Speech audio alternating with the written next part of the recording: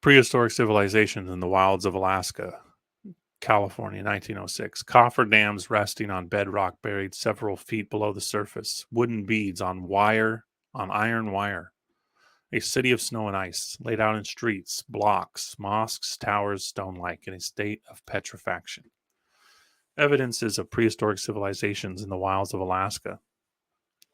A prehistoric civilization in the wilds of Alaska are gradually being brought to light. Last summer, miners working on the Gold Run Creek in the Nome district, found several cofferdams a considerable distance below the surface and resting on bedrock. While on Kuragat Creek, a bedrock drain 500 feet in length was found.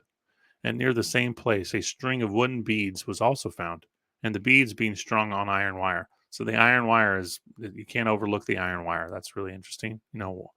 Ironwork is, pushing the ironwork narrative closer to our time frame is really interesting because, you're always going to hear primitive KV type designation for people, and iron was not a part of that. They were in a state of petrifaction and have been sent to the Smithsonian. Oh, never heard about it. These discoveries caused considerable comment, and the miners are firm in the belief that many centuries ago, that section of Alaska was the scene of an active mining operation. Following these discoveries comes the report of the finding of a prehistoric city in the Copper River country in Chista. These names are tough, I'm sorry. Which promises to be a rival to Alaska's famous Silent City, as revealed by a mirage, as well as affording a promising field of research for scientists. The discoverer of this wonderful city is George F. Churchill, and he tells of his discovery in a letter written by him to Colonel L. F. Shaw of this city, who spent 2 years in the Nome County as a prospecting partner with Churchill. But early last spring, Churchill went into the Copper River County, and last fall, Colonel Shaw returned here from Nome. In his letter, Mr. Churchill states that the last fall, while prospecting in the county, accompanied by 2 Indian packers, he came to a small stream which bore the appearance of never having been explored, so he decided to explore it. After ascending the stream in a small canoe, a considerable distance and narrowed in between high cliffs, and shot with dizzy swiftness down the gulches, making it necessary to tow the canoe by means of a line. For many days they toiled before the range of cliffs and mountains were passed, and when this was accomplished, the river broadened, and the country became more level. The banks were well wooded, and game was plentiful.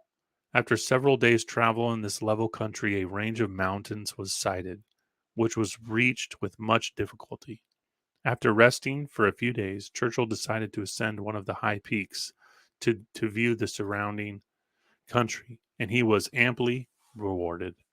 In one of the valleys, he saw some fantastic arrangements of ice and snow, which had formed in the shape of a city, which led him to investigate. He descended the mountain, and after a few hours' travel, reached the outskirts of the mysterious city. To his amazement, he found that the place was laid out in streets and blocks of strange looking buildings, which resembled mosques and towers, etc. The whole seemed to be of solid ice, but a series of blows with a prospecting pick on one of the walls disclosed that beneath the ice covering was some sort of building material, which appeared to be wood, but it was of stone like hardness, apparently in a state of petrifaction. The silence around the place was something ghostly. Not the slightest sound broke the awful stillness. The streets, in many places, were blocked with huge masses of ice. During the brief investigation, the Indian packers became stricken with terror, and when Churchill signified his intention of continuing his investigation, the Indians rebelled and started to return to the county.